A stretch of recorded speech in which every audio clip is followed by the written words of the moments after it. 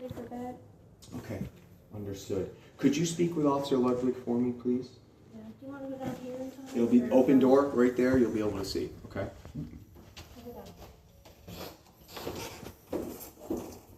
So that's Officer Ludwig. All right.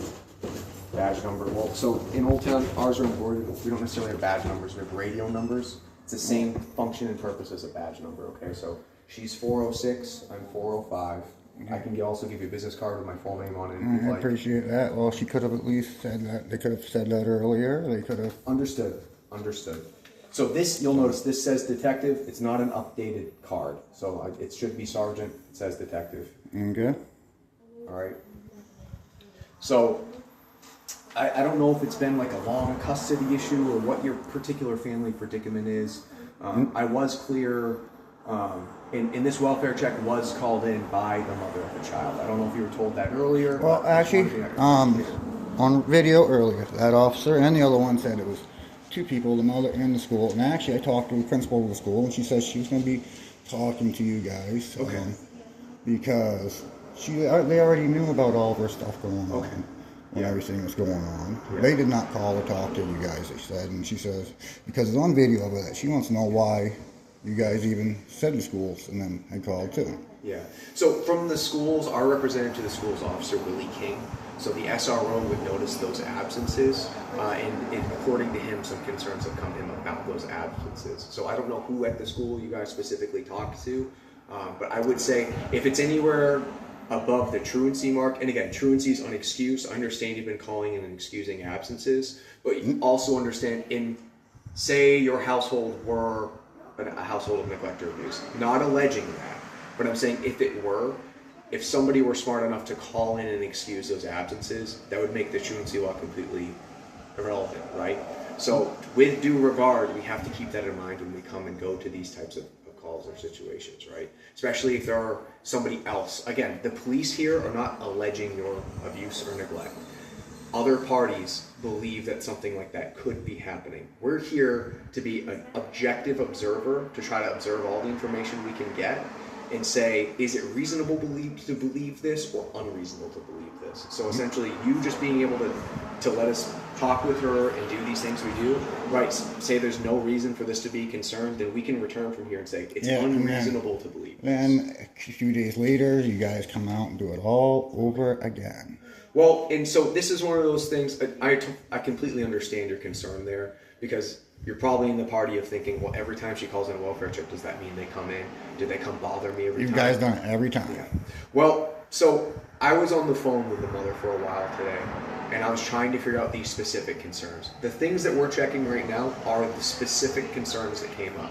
If somebody calls in a welfare check and the concern isn't specific to danger, abuse, neglect, or some type of maltreatment that could fringe in the side of either dangerous or illegal, then typically we say, if we've just done a welfare check and there's no reason to believe that the person's in danger, we won't do it. Now, from the other two officers, it sounded like maybe they didn't get as much information as they needed to dispel this suspicion from this other party. So that's why we're here now. Another call came in. I'm here to dispel that suspicion. If the suspicion's confirmed, we continue with an investigation. If the suspicion is dissuaded, as in there's nothing there to be suspicious of, then we go away. And that's all. I'm here to be completely objective. Either party could be lying to me. That's how we go into situations. I assume that the other party may have a reason to lie to me. I assume that this party, you or her, might have a reason to lie to us. We just have to sort of do as much objective fact finding as we can to figure out what the truth is. That's all. And I'm sorry if there was any rudeness in the interaction earlier between you and the other officers. I know Officer Ludwig was one of them here earlier. I think sometimes people get misread or they misread you or whatever it was. So I don't know specifically if anything was there. It could have been that things got heated or there were some misunderstandings, but this is me trying to explain the process as best I can to you. That's all. Okay. Have you, I've been at this apartment before, but not specifically for you. How long have you lived in this apartment? 3 years. Okay. Wow. All right. I guess that's dating me. I've been on the force for 9 years here, so that would make sense. In general, we do not come here very often. It'll be 3 years this. Oh, want to say September. End of August, beginning of September in that area. Yeah. Is it a decent place or a decent spot? Pretty, except for like traffic with the bridge out there, but... Yeah, yeah. Sir, do you work in the area, or? I got 2 jobs. I work for UniFirst over there, and I work filming for YouTube. Oh, cool. Is your channel, when you say filming for YouTube, like, trying to think, is your channel like a monetized type thing? It's not monetized yet. Okay. I ain't Working towards it. Working towards it, ain't get quite enough. I only got almost 2,000 subscribers, but worldwide I get over 50,000 views a day. Yeah, that's great. That's great. Is it typically like interactions with law enforcement, or is it like another category? Everyday life. Oh, okay. Slice of life type thing. Yeah. Hiking, camping, fishing, ATVing. Yeah. Any interactions with law enforcement that happen to come. Yeah, yeah. I imagine if you're doing that, it's a lot of warnings. Because I do it all for court-ordered stuff. Yeah. Do you interact with the wardens often, with the camping and the hiking and the fishing? Or? No, I ran into one warden once, and yeah. I was hiking, and it was just because I was living in Presque Isle at the time. I didn't know the area of Mars Hill, and I walked across the border twice without knowing it. Yeah. No signs or nothing. So BP came out and like, what are you doing? They said silent alarms went off. That's crazy. So I didn't even know where I was. No signs or nothing out there on the trail. Yeah. So. Yeah. So they explained to me, if you see these dark brown lines here, which blended in with the trees. Right. Like, yeah. How could you know? I said, I had no clue. I'll do one better. I'll stay off this side of the mountain.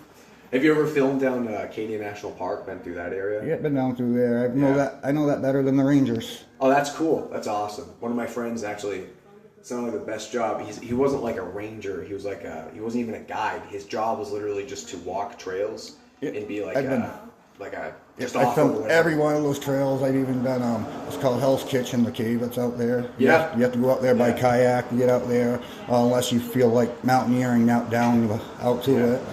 I filmed going out to that on kayak, and I've climbed ropes down to it out there. Wow, that's cool. I yet to check out the Bold Coast Trail. Oh, that's a really nice trail. I really want to do that. That one's a really nice one. Like, I've gone out there. I've seen a lot of tourists have asked me when I'm out there filming how to get to different trails, like the Beehive and go on the mountain. Yeah,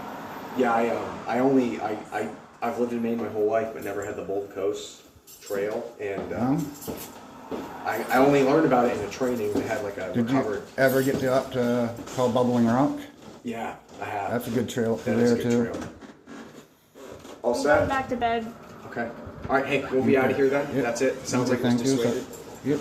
Okay. Thank you, sir. Have a good rest of your night. You too. I'm sorry about anything earlier, but yeah. Understood. Hey, sometimes personalities clash. It becomes harassment, though, in my opinion, when it's multiple times over nothing. Okay. Well, anyway, you have a great rest of your night. I appreciate it. Yeah. You too. Thank you. Thank you. Maybe I'll see you at a hike sometime. Yeah. Hey, you ever there's a hike I want to check out sometime if you're ever out in the way. I want to do it this summer. Called Rattlesnake Bend up north. They say they're supposed to be. I just found it on All Trails. They say there's supposed to be a clear water mountain spring out there you can go swimming in. That sounds with some white beaches, and they're saying the water's supposed to be in the 40 degree temperature all year round right there. Yeah, that sounds cool. I want to check it out. Is that like Katahdin area type of thing? They say it's not too far from Dover on All Trails, so it's probably like an hour away from here, I think. Wow. Well, if I end up seeing you at school or something and you do it, you gotta tell me about it and I gotta go find it. All right? Yeah. Hey, thank you. Thank you.